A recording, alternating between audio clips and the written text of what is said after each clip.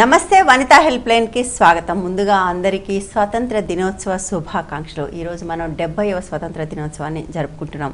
అయితే ప్రతిసారి ఇలాగే ఒక స్వతంత్ర దినోత్సవం అంటే ఒక అకేషన్గా కూడా మనం చూడాలి. ఒక గొప్ప దేశభక్తి, ఒక గొప్ప పోరాటానికి వారసత్వంగానే కాకుండా ఈ స్ఫూర్తితో మనం ఎక్కడికి వెళ్ళాలని ఆలోచించుకోవడానికి అవసరమైన ఒక మజిలీ కూడా మనం చూస్తున్న విషయం మనందరికీ తెలిసిందే. సో ఈ నేపథ్యంలో 70 ఏళ్ల స్వాతంత్రం ఈ దేశంలో స్త్రీలకు ఏమిచ్చింది, ఏమి ఇవ్వలేకపోయింది, ఇంకా సాధించాలంటే మనం ఎంత ప్రయాణం చేయాలి, ఈ విషయాలు మాట్లాడుకోబోతున్నాం. అందుకోసం స్టూడియోలో మనతో పాటు ఇద్దరు అతిథులు ఉన్నారు.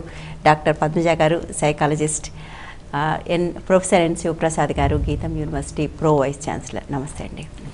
పద్మజ గారు, సో ఒక అకేషన్, ఇది గతం వైభవాన్ని తలుచుకోవటానికి, ముందుకు వెళ్ళటానికి మార్గం ఒకసారి ఆలోచించుకోవటానికి ఐ థింక్ వన్ అకేషన్ అని మనం అనుకుంటున్నాం.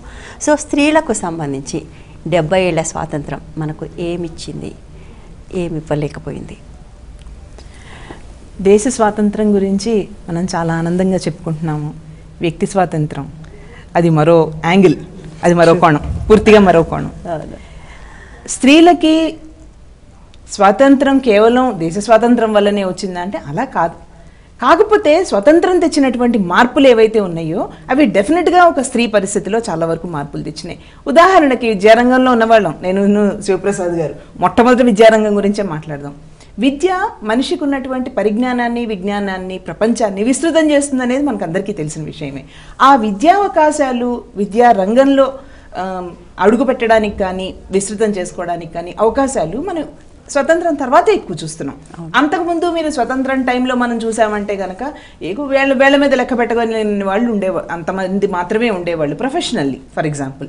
ఆ తర్వాత క్రమక్రమంగా దేశంలో వచ్చినటువంటి మార్పులతో, విద్యారంగంలో వచ్చినటువంటి మార్పులతో, మనుషుల మనసులలో వచ్చిన ఆలోచనలలో వచ్చినటువంటి మార్పులతో స్వతంత్రం తీసుకొచ్చినటువంటి గొప్ప చేంజ్ విద్యావకాశాలు స్త్రీలకి పెరిగినాయి. విద్యావకాశాలతో పాటుగా స్వతంత్రమైనటువంటి ఆలోచన విధానము, తర్వాత బయటికి వెళ్ళి పని చేయడం, ఎంపవర్మెంట్. ఒక కన్జర్వేటివ్ మనం 40 ఏళ్ళ నుంచి ఇప్పటి వర్తమాన పరిస్థితిలో స్త్రీని చూసుకుంటే ఒక కన్జర్వేటివ్ సెటప్ నుంచి వచ్చినటువంటి స్త్రీ ఇవాళ ఒక ఎంపవర్డ్ ఉమెన్గా నిలబడడానికి, కాళ్ళును నిలదొక్కుకోవడానికి అవకాశం కలిగించింది ముఖ్యంగా ప్రముఖంగా విద్యారంగం. సో అందులో చాలా మార్పులు వచ్చినాయి. ఉద్యోగ అవకాశాలు పెరిగినాయి. కేవలం ఇంటికి మాత్రమే పరిమితం కాదు, వంటింటికి మాత్రమే పరిమితం కాదు స్త్రీ. ప్రపంచంలో చాలా అవకాశాలు ఉన్నాయి. ఈ సమానత్వం అని అంటున్నామే మనం, ఆ సమానత్వం చట్టాల్లోనూ వాటిల్లో మాత్రమే వాటికే పరిమితం అవ్వకుండా నిజంగా ఒక స్త్రీ తనకున్నటువంటి అవకాశాలని ఉపయోగించుకోవడానికి అవకాశాలు పెరిగినాయి. ఎంప్లాయ్మెంట్, విద్య, ఎంప్లాయ్మెంట్, ఇకపోతే మిగతా రంగాలు తెలిసిందే. అటు రాజకీయాల్లో అనండి, మరో రకంగా అనండి, ఎకనామిక్ ఫ్రంట్లో కానివ్వండి, ఒక రకంగా కుటుంబాల ఆర్థిక స్థితిగతులని తిరగరాయగలిగినటువంటి అవకాశం స్త్రీకి వాళ్ళు ఉంది. రైట్. తన ఎంప్లాయ్మెంట్ వల్ల కానీ, తన ఉద్యోగాల వల్ల కానీ, తనకున్నటువంటి స్వశక్తి వల్ల కానీ దాన్ని రియలైజ్ చేయగలిగింది. ఇలా చూసుకుంటే పాజిటివ్ మార్పులు చాలానే వచ్చినాయి. అయితేకి వచ్చే ముందు ఐ థింక్ ఒక మేల్ పర్స్పెక్టివ్ కూడా తెలుసుకుని, మీరు విద్యావేత్త, ఒక పురుషుడిగా కూడా ప్రపంచాన్ని మరోవైపు నుంచి చూస్తున్నారు, స్త్రీల వైపు నుంచి కాకుండా. మీ టేక్ ఏంటి దీని మీద? మనము వెస్ట్రన్ కంట్రీస్తో పోల్చుకుంటే మనకంటే అవి ముందు డెవలప్ అయినాయి. మనం ఏమన్నా డెవలపింగ్ కంట్రీస్గా ఉన్నాము. వాళ్ళతో పోల్చుకుంటే మనం ఇంకా వెనకబడిపోయి ఉన్నామనే చెప్పాలా. స్త్రీ పార్టిసిపేషన్లో చాలా రంగాల్లో వెనకబడిపోయి ఉన్నామనే చెప్పాలా. ఇప్పుడు మేడం పద్మజ గారు చెప్పినట్టుగా విద్యా విధానంతో పాటుగా కొంత అభివృద్ధి చెందిన మాట వాస్తవం. కానీ భారతదేశం పల్లెటూళ్ళలో ఉంది. పల్లెటూళ్ళలో చూస్తే మనకి స్త్రీ అంత ముందుకు రాలేదు. ఇంటికాడి నుంచి బయటికి రాని ఫ్యామిలీస్ కొన్ని ఉన్నాయి. బయటకు వస్తే కూడా సమాజం ఆమోదించిన ఫ్యామిలీస్ కొన్ని ఉన్నాయి. తర్వాత వాళ్ళే పొలంకి వెళ్ళి పని చేసుకోవటం, మగవాళ్ళతో పాటుగా వాళ్ళ పద్ధతిలో జీవన విధానంలో ఇంటికాడ పిల్లలను చూసుకోవాలి, భర్త పని లేనడు అయితే ఇంటికాడ పోషణ భారం వాళ్ళు చూసుకుంటున్నారు. ఇట్లాంటివిగా చూస్తే కనుక స్త్రీ ముందుకు పోవలసింది చాలా ఉంది. అయితే ఈ మధ్యలో చట్టసభల్లో మనకి స్త్రీను కూడా ఎంప్లాయ్మెంట్ చేయాలి అని చెప్పేసి కొన్ని దగ్గర మనకి 50% అనో 30% అనో రిజర్వేషన్స్ తీసుకొచ్చారు. 50 రాలేదండి ఎక్కడ, ఇంకా రాలేదు. 30% ఎంప్లాయ్మెంట్లో కాదు, చట్టసభల్లో తీసుకొస్తానికి ప్రయత్నం చేస్తున్నారు. అయితే చట్టసభల్లో తీసుకొస్తాం మంచిదేను, మొదట అడుగు వేశారు. కానీ చాలా దగ్గర ఏం చూస్తున్నాం అంటే పేరుకి అక్కడ కూర్చోబెట్టేసేసి ఎరకమాలుండి నడిపించేది వేరేగా చూస్తున్నాం అనమాట. అది పోయి స్త్రీ స్వతంత్రంగా నడిపేటట్టుగా కావాలా. అయితే కొన్ని రంగాల్లో ఇవాళ మనకు స్టేట్ బ్యాంక్ ఆఫ్ ఇండియా కానివ్వండి, లేకపోతే అట్లా కొన్ని ఆర్థిక సంస్థల్లో స్త్రీలు ముందుండి క్యాప్టెన్స్ ఆఫ్ ది బ్యాంక్స్ వాళ్ళే ఉన్నారు. అది చాలా ముందడు. ఇప్పుడు సుమారుగా నాకు 3 మనకి ఒకటి స్టేట్ బ్యాంకు, ఒకటి ICICI bank, I missed one more, axis I think bank కాదు, ఇంకోటి సమ్ అదర్ ఆర్గనైజేషన్. సో ఇందులో చాలా ముందుకు వచ్చారు. అయితే వాళ్ళ దగ్గర పూర్తిగా ప్రతిభ ఉంది. ఇప్పుడు మొదట్లో ఇంజనీరింగ్లో చూస్తే కనుక లేడీస్ చాలా తక్కువ మంది ఉండేవారు. అదేదో మేల్కి పనికొచ్చే చదువు అని చెప్పేసి ఈ కంప్యూటర్ సైన్స్ కానివ్వండి, లేకపోతే ఇంకా మిగతా ఇంజనీర్స్లో కూడా కానివ్వండి చాలామంది ముందుకు వస్తున్నారు. అట్లాగే ప్రభుత్వం తీసుకున్న చర్యల్లో చూస్తే రీసెంట్గా మనకి మిలిటరీలో కూడా ఎయిర్ ఫోర్స్ లేడీస్ వస్తూ మొదలుపెట్టారు, లేడీస్ వింగ్ మొదలుపెట్టారు. మనం ఆ దశలో వెళ్తున్నాం, కానీ చాలా సాధించాల్సి ఉన్నది. రైట్. అంటే ఇప్పుడు మిలిటరీలో లేడీస్ వింగ్ మొదలు పెడుతున్నారని మాట్లాడుకుంటే మనం వెనకబడతారని ఒక రకంగా నిదర్శనం. ఇప్పుడు ఇంకా అంటే ఎంతో పురువైన తర్వాతగా పోలీసులో ఇప్పటికీ రిజర్వేషన్ లేదు మనకు చాలా చోట్ల. మనకు ఇక్కడ ఉమ్మడి ఆంధ్రప్రదేశ్లోనూ లేదు, ఇప్పుడు తెలంగాణ ఆంధ్రాలో కూడా లేదు, వస్తుందని అంటున్నారు. మీరు ఇంతకుముందు అయితే అని ఎక్కడ ఆపారో, బహుశా శివప్రసాద్ గారు అక్కడి నుంచే మొదలుపెట్టినట్టుగా ఉన్నారు. రాజకీయాల విషయానికి వస్తే చట్టసభలు, స్వాతంత్ర పోరాటంలో స్త్రీల పాత్ర చాలా పెద్దది, చాలా గొప్పది కూడా. బట్ ఫర్ సమ్హౌ స్వాతంత్రం రాగానే వాళ్ళు వెనక్కి వెళ్ళిపోయారు. అంటే నెక్స్ట్ వచ్చిన పవర్ని తీసుకుందాము, అక్కడి దాకా ఉద్యమం నడిపించిన వాళ్ళు దేశాన్ని నడిపిద్దామని అనుకోలేదని అనిపిస్తుంది. ఎందుకు? ఐ థింక్ అది ఒక పెద్ద మిస్టేక్ జరిగిందనిపిస్తుంది మహిళలకు సంబంధించి ఈ దేశంలో. నిజానికి అప్పుడు ఏ స్థాయిలో వచ్చారు, అది కంటిన్యూ అయ్యి ఉండుంటే భారతదేశం ఇంకోలా ఉండేది అనిపిస్తుంది. బాగుండేది. తప్పకుండా మహిళా సాధికారతను మనం మాట్లాడుతుంటాం కదా, అధికారం ఒకవేళ స్త్రీకి ఇచ్చిన, ఇందాక ప్రొఫెసర్ శివప్రసాద్ గారు చెప్పినట్టు, అధికారం ఒకవేళ స్త్రీకి ఇచ్చినా కానీ ఆమె కేవలం ఒక ఆట బొమ్మగానో ఒక పావుగానో ఎదురుగా నుంచోపెట్టి వెనక నుంచి నడిపించే వాళ్ళని చూస్తాం మనం. అలాంటి కీలుబొమ్మ నాయకత్వం గురించి మనం పక్కన పెడితే, నిజంగా సాధికారత, నిజంగా ఒక పొజిషన్కి వచ్చి ఆ పొజిషన్లో తనకున్నటువంటి శక్తి సామర్థ్యాలని ఎక్స్ప్రెస్ చేసిన వాళ్ళు కూడా చాలామంది ఉన్నారు. కేపబిలిటీస్ని నిజంగా సాకారం చేసుకోగలిగిన వాళ్ళు కూడా చాలామంది ఉన్నారు. తక్కువ కావచ్చు, ఎందుకంటే ఒక్కసారిగా ఉద్యమం మనం మాట్లాడుకున్నట్టుగా స్వతంత్రం ఎప్పుడైతే వచ్చిందో అటు తర్వాత కొంతమంది ముందుకు వచ్చి ఉండొచ్చు. అటు తర్వాత స్టెబిలైజ్ అయ్యే టైంలో వారసులు పరంపరలు వచ్చినప్పుడు వారసురాళ్ళు తక్కువ, వారసులు ఎక్కువ. అది ఏమవుతుందంటే అది ఒక లీనియేజ్ కంటిన్యూ అవడం ఒకటి. రెండోది, వాళ్ళకే ఒక స్థాయి రావాలి ముందు. స్త్రీకి ఇందాక మనం మాట్లాడుకున్నాం చూడండి, విద్యా అవకాశాలు, ఉద్యోగ అవకాశాలు, ఉపాధి అవకాశాలు, ఇవన్నీ ఏమవుతున్నాయి అంటే కుటుంబాన్ని చూసుకోవడం ముఖ్యము అనేటువంటి ఆలోచన పదే పదే వచ్చింది. అయితే ఇంకొక పాయింట్ ఆఫ్ వ్యూ కూడా ఉంది. మనం హిస్టారికల్గా మనం రీసెర్చ్ మనం ఆర్టికల్స్ చదివామంటే, ఒక పాయింట్ ఆఫ్ టైంలో దేశ స్వాతంత్రం కోసం జెండర్ని మర్చిపోయి అందరూ కలిసి పోరాడిన సమయం ఉంది. కానీ అటు తర్వాత మా హక్కుల సంగతి ఏంటి అని ప్రశ్నించిన కాలం కూడా ఉంది. ఎందుకంటే ఆ హక్కులు అనేవి పక్కకి వెళ్ళిపోయాయి, అధికారాలు ముందుకొచ్చాయి, హక్కులు అనేవి పక్కకి వెళ్ళిపోయాయి. దానివల్ల ఏమవుతుంది, మళ్ళీ ఆ హక్కుల కోసం పోరాటం, అధికారం చేజిక్కించుకోవడానికి మళ్ళీ ప్రయత్నము. అధికారం చేజిక్కించుకోవడానికంటే అదేదో పోటీ అని కాదు, మేము కూడా సమానం, మేము కూడా భాగస్వామ్యం తీసుకోవడానికి. ఈక్వాలిటీ అనేది న్యాచురల్ గా రావాల్సింది కదా. అది అలా కాకుండా ఈక్వల్ గా ఉన్నాము మేము అని పోరాటం చేయాల్సినటువంటి పరిస్థితి కూడా ఏర్పడింది. క్రమక్రమంగా ఎంపవర్మెంట్ వైపుకి దోవ తీసాము. ఇంకొకటి, సూపర్ ఉమెన్ అని నిరూపించుకునే ప్రయత్నం కూడా జరిగిందిగా. ఇంతలో ఒక తల్లిగా, ఒక భార్యగా, ఒక ఉద్యోగిగా ఈ సూపర్ ఉమెన్ కాన్సెప్ట్ కూడా ఒకటి వచ్చింది. What ever it is today, I think ఒక బెటర్ వర్డ్ ఏంటంటే ఎంపవర్డ్ ఉమెన్. ఈ ఎంపవర్మెంట్లో అది రాజకీయం కావచ్చు, ఇందాక వారు చెప్పినట్టు పెప్సీ, SBI ఇలాంటి అధికారాల్లో ఉన్నటువంటి కీలకమైనటువంటి అధికారాల్లో ఉన్న పొజిషన్స్ కావచ్చు. తర్వాత ఇంకొకటి, మనం కేవలం పురుషులకు మాత్రమే పరిమితము అనుకునేటువంటి రంగాల్లో కూడా బ్రేక్ త్రూ తీసుకురాగలిగారు. ఒకళ్ళు బ్రేక్ చేసిన తర్వాత ఫాలో అయ్యేవాళ్ళు ఉన్నారు, ఎవరో ఒకళ్ళు కావాలి. ఆ ఒకళ్ళు బ్రేక్ చేసిన తర్వాత మిగతా వాళ్ళు వెనకాల ఫాలో అవుతున్నారు, జరుగుతున్నది. నిదానంగా జరుగుతోందా, కారణాలు ఏంటి, కారణాలు విశ్లేషణ దానికి చాలా ఉంటుంది, విశ్లేషించదలుచుకుంటే చాలా ఉంటుంది. కాకపోతే మేము చేయగలము అని ఎప్పుడైతే నిరూపించుకోగలుగుతున్నారో దానివల్ల అవకాశాలు కూడా పెరుగుతూనే ఉన్నాయి. రైట్. యా, అంటే నేను స్వాతంత్ర ఉద్యమం గురించి ఎందుకు మాట్లాడంటే, మీరు అన్నారు జెండర్ భేదం లేకుండా వచ్చారు. అది కంటిన్యూ అయి ఉంటే కీలుబొమ్మ అధికారాలు ఉండేవి కాదు. వాళ్ళు అక్కడితో వదిలేశారు. దేశానికి స్వాతంత్రం తెచ్చాము, మా పని అయిపోయింది అనుకుని వెనక్కి వెళ్ళిపోయారు. చూడండి, మీరు అప్పుడు ఉన్న వాళ్ళందరూ ఎవరు ఆ తర్వాత పాలిటిక్స్లోకి ఉండేది.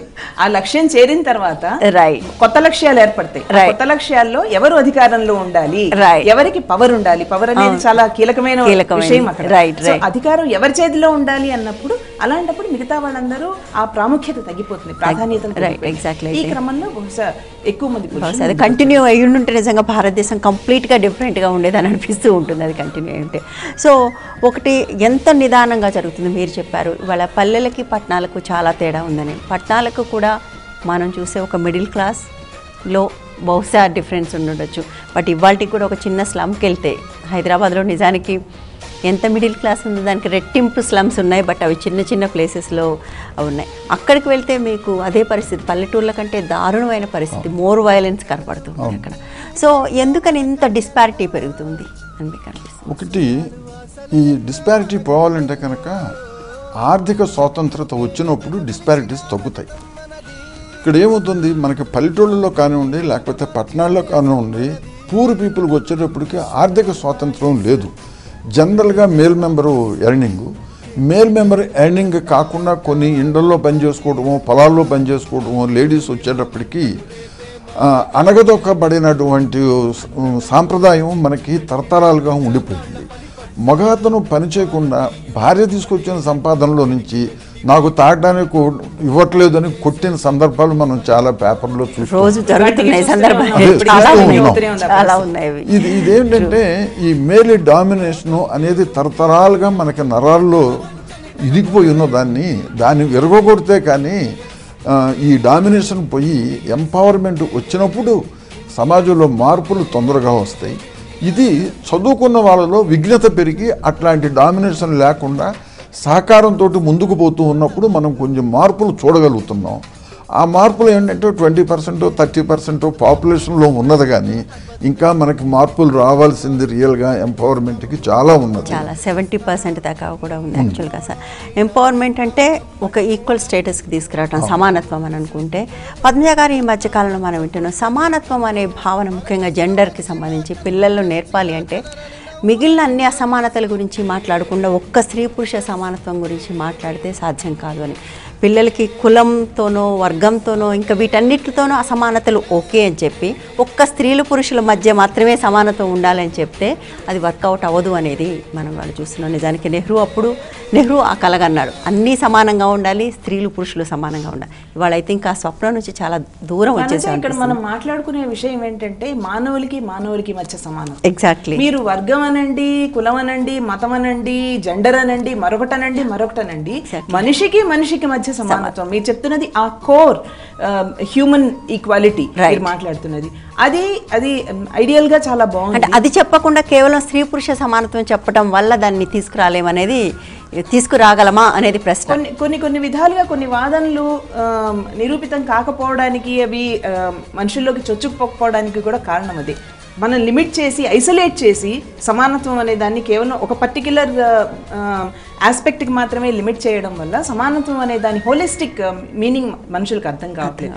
అయితే ఇక్కడ విషయం ఏంటంటే, మనం పెంపకంలోనే చిన్నప్పటి నుంచి కూడా పనుల దగ్గర నుంచి అక్క చెల్లెళ్ళు అన్నదమ్ముల మధ్య కానీ మన దగ్గర మనం ఇంకొక చోటకి వెళ్ళినప్పుడు వేరే జాతి, వేరే మతం, వేరే కులం, వేరే ప్రాంతం, వీటన్నిటి మధ్య కూడా ఒకటే ఈక్వాలిటీ, మనందరం కోర్ హ్యూమన్స్ అనేది నేర్పించగలిగినప్పుడు చాలా ఐడియల్గా చాలా బాగుంటుంది. ఇందాక మీరు going back to what you said little ఇంత కొంత ముందు మనం మాట్లాడుకున్న ప్రకారం ఇప్పుడు 3 వర్గాలు, ఉన్నత ఆదాయ వర్గాలు, మధ్య మిడిల్ క్లాస్ అండ్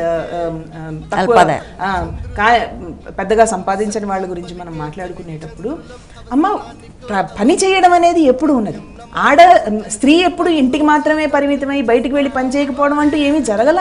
ఈ లోయర్ ఇన్కమ్ వాళ్ళల్లోనూ అమ్మాయి కూడా బయటికి వెళ్ళి పనిచేస్తుంది. బహుశా మరీ చెయ్యలేనప్పుడు అట్లాంటి పరిస్థితులు ఏమో సాధ్యమైనంత వరకు చెమటోడ్చి రక్తం దారపోసి సంపాదిస్తుంది. 99% మంది అల్పాయుధార వర్గాలు బయట కూడా పనిచేస్తారు, ఇంట్లో బయట కూడా. అయితే సార్ చెప్పినట్టు, ప్రొఫెసర్ శివప్రసాద్ గారు చెప్పినట్టు ఆ డామినేషన్ పవర్ ఏదైతే ఉందో ఆ పవర్లో ఇన్ఈక్వాలిటీ ఉంది. ఎగ్జాక్ట్లీ. ఎక్కడైనా కానీ మీరు మాట్లాడిన ప్రతి అసమానతకి కూడా పవరే కదా కేంద్రస్థానం. ఎక్కడ పవర్ ఫీల్ అయ్యే వాళ్ళు మిగతా వాళ్ళని పవర్లెస్ని హెల్ప్లెస్గా చేసి వాళ్ళని వర్త్లెస్గా చూసి వాళ్ళని అణిచేయడం అనేది జరుగుతుంది. ఇక్కడ కూడా జరిగేది అదే కదా. కొన్ని ఉద్యోగాల్లో ఇందాక మీరు ప్రస్తావించినట్టు ఆడవాళ్ళు ఎంటర్ అవ్వకపోవడానికి కారణం ఏంటి? వాళ్ళు శారీరకంగా బలహీనులు అని. మేము శారీరకంగా బలహీనమైనా మేము దృఢత్వం కలవాళ్ళం, మానసికంగా దృఢత్వం కలవాళ్ళం, మేము చేయగలము అని నిరూపించుకున్నారు వాళ్ళు. కాబట్టి ఇప్పుడు మనం ఆ ఉద్యోగాల్లో కూడా స్త్రీలను చూడగలుగుతున్నాం. అలాగే ఇప్పుడు రూరల్, ఒక సార్ మెన్షన్ చేసినట్టుగా ఒక రూరల్ స్త్రీ కానీ, ఒక గ్రామీణ స్త్రీ కానీ, లేదా అల్పాదాయం వర్గాలకి చెందినటువంటి స్త్రీ కానీ తను సంపాదించుకున్నది తను దాచిపెట్టుకోగలిగితే, ఇందాక నేను ఒక మాట అన్నాను సూపర్ ఉమెన్ అని, తన కోసము తన కుటుంబం కోసం కూడా ఆలోచించి దానితో నేను ఎలా మజా చేయాలి అనే ఆలోచనతో కాకుండా దీంతో నేను నా కుటుంబాన్ని ఎలా పోషించుకోవాలి, నేను ఎలా తోడ్పడాలి అన్న ధోరణితో ఆమె కనుక దాచగలిగితే కనుక ఇవాళ మనం మాట్లాడుకోవాల్సిన అవసరం ఉండేది కాదు కదా. అలా జరగకపోబట్టే మనం మాట్లాడుతున్నాం, ఎందుకంటే అక్కడ పవర్ ఇష్యూ కాబట్టి. ప్రాక్టికల్గా మన ఆలోచనకిను ప్రాక్టికల్గా జరిగే వాస్తవ పరిస్థితులకి మధ్య ఉన్నటువంటి దూరం ఇది. రైట్. యా. సో ఇకపోతే విద్యారంగానికి మళ్ళీ ఒకసారి వద్దాం. ఇవాళ పిల్లలు ఇంజనీరింగ్ చదువుతున్నారు, మీరు ఒక ఇంజనీరింగ్ కాలేజ్లో మీరున్నారు. అంటే ఇప్పటికీ కూడా అసమానత అనేది అక్కడ కూడా కనిపిస్తూ ఉంటుందని నేను అనుకుంటున్నాను. లేదు, విద్యారంగంలో అసమానత అనేది లేదు. ఎందుకనంటే మెరిట్ని బట్టి సీట్స్ ఇస్తున్నారు. రైట్. మనం ఈ మెరిట్ని బట్టి సీట్స్ ఇస్తూ ఉన్నా సరే ఈ కాంపిటేటివ్ ఎగ్జామినేషన్స్ వచ్చేటప్పటికి లేడీస్కి కొంత డిసడ్వాంటేజ్ ఉంది. మన సొసైటీలో రాత్రిపూట ట్యూషన్కి వెళ్ళాలా, లేకపోతే పొద్దున్నే ఎర్లీ అవర్స్లో లెగిసి వెళ్ళాలా. బాయ్ అయితే ఒక మోటార్ సైకిల్ లేకపోతే ఇంకోటి ఇస్తే ఒక్కడే వెళ్ళగలుగుతాడు. గాలికైతే మన సంఘంలో సేఫ్టీ తక్కువ అనే ఉద్దేశంతో ఒక పేరెంట్ అకాంపనీ అవ్వాలా. అందుకని చెప్పేసి పెద్దవాళ్ళు ఏం చేస్తారంటే కొంచెం వెనకాడతారు. మనం రోజు ఎక్కడ తీసుకెళ్తామో మనం తీసుకెళ్ళలేం కదా అని చెప్పేసి అట్లాంటి కోచింగ్లను అట్లాంటి వసతులు లేకపోవటం మూలంగా కొంచెం వెనకబడినట్టు కనిపిస్తున్నారు. కానీ ఇంటలెక్చువల్ లెవెల్లో వెనకబడి ఉన్నారని నేను అనుకోను. వాళ్ళకు కూడా సరైన అవకాశం కల్పిస్తే వాళ్ళు కంపీట్ చేయగలుగుతారు. నేషనల్ లెవెల్ ఎగ్జామినేషన్స్లో తప్పకుండా ముందుకు వస్తారు. విద్యా విధానంలో వాళ్ళకి తరుగుగా చేసి చూస్తామో అనేది లేదు. ఒక మంచి పని చేసింది మన ఆంధ్రప్రదేశ్ ప్రభుత్వం ఇంతకు ముందు. ఇప్పుడు 2 తెలంగాణ ఆంధ్రప్రదేశ్లో కూడా జరుగుతున్నాయి. రిజర్వేషన్ ఇంజనీరింగ్లోనూ మెడికల్లోనూ రిజర్వేషన్ అనేది ఒక మంచి పని చేసింది మన గవర్నమెంట్ ఇక్కడ. దాని మూలంగా ఇవాళ సాఫ్ట్వేర్ ఇంజనీర్స్ చూస్తే దాదాపు 1/3 ఇంజనీర్స్ సాఫ్ట్వేర్ ఇంజనీర్స్ కంప్యూటర్ సైన్స్లో లేడీసే. దాని మూలంగా సమాజం మనకి ఫ్యామిలీలో ఇద్దరూ పనిచేయడం మూలంగా మనకి ఆర్థికంగా పెరగగలుగుతున్నాం. ఆ స్థితి రావాలి మన సొసైటీలో. యా, మీరు అన్నట్టుగా. కానీ ఏదైతే ఒక అంశాన్ని మనం తడముకున్నా ఉన్నామో దాన్ని మీరు చివరిలో ముగించే ముందు తడివారు, సేఫ్టీ. ఇవాళ ఈ దేశంలో స్త్రీలు ఏదైనా తక్కువ అని భావిస్తున్నారంటే ఇవాళ అత్యంత ఎక్కువగా తక్కువ అని భావిస్తున్నది ఇవాళ సేఫ్టీని. అయితే ఇంకా రక్షణ లేకపోవటం వల్లనే ఇవాళ చదువుకోవటానికి అన్ని అవకాశాలున్నా చదువుకోలేని పరిస్థితి, ఉద్యోగాల్లో చేరినా కొనసాగించలేని పరిస్థితి. అయితే ఇంకా అవన్నీ కూడా ఉన్నాయి. అది we're closing with the core issue. అది బహుశా రక్షణ అనేది ఇస్తే మళ్ళీ ఒకసారి గాంధీ గారు ఏమన్నారు గుర్తు చేసుకుని ఆ రక్షణని ఒకసారి మళ్ళీ కల్పిస్తే బహుశా సమానత్వం వైపు అడుగులు వేసేవాళ్ళం అవుతాం. Thank you so much Shivaprasad గారు. Thank you so much Padma గారు. ఇది వాళ్ళ హెల్ప్ లైన్. రేపు మరో అంశంతో మళ్ళీ కలుద్దాం. స్టే ట్యూన్ టు మన టీవీ.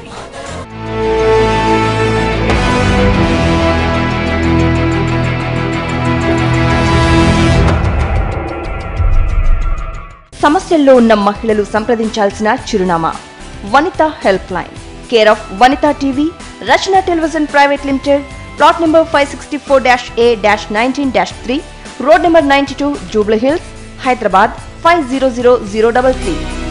మా ఇమెయిల్ ఐడి vanitahelpline@gmail.com కు మెయిల్ చేయగలరు.